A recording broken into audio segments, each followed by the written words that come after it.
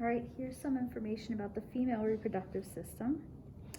And you can see that I made the bones and some of the other features see-through to be able to see internally a little better.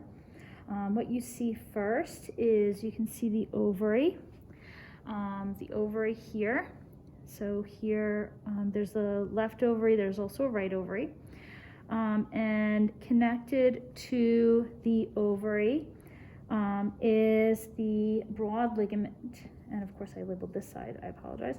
The broad ligament, which encompasses the ovary, and this really thin sheet of tissue connects it to the fallopian tubes and a little bit to the uterus itself.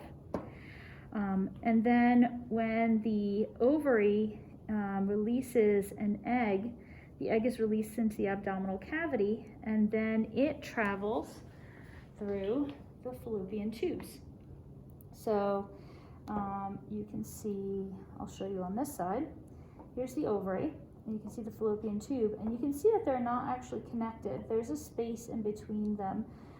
There's some connective tissue that might connect them and make them close by. But the opening of the fallopian tube, sorry, when I click on it, it clicks the broad ligament. The opening of the fallopian tube is open, and so the egg will be released from the ovary, float into the fallopian tube, travel down the fallopian tube until it gets to the uterus, which is on this side here.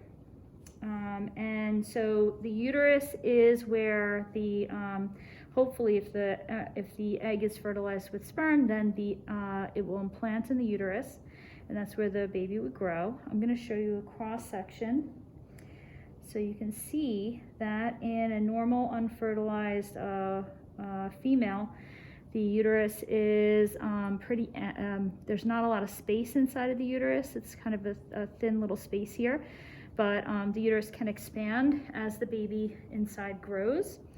But right now this is a woman who has a cadaver that is not pregnant and I think was even past menopause. So here again is the uterus, and then at the tip of the uterus, connecting the uterus to the vagina, is this opening called the cervix. And so this is labeling as the os of the uterine cervix, but basically the cervix is this opening here. So you see this little hole opening to the vaginal canal. Hold on, here it goes. So here's the vagina. I made the vagina see-through so that you can see, and where's the vagina here, labeled. So you can see the cervix. The cervix is the opening that allows the sperm to go through, and then the cervix is the opening that will dilate for the baby's head to exit when the woman is delivering a baby.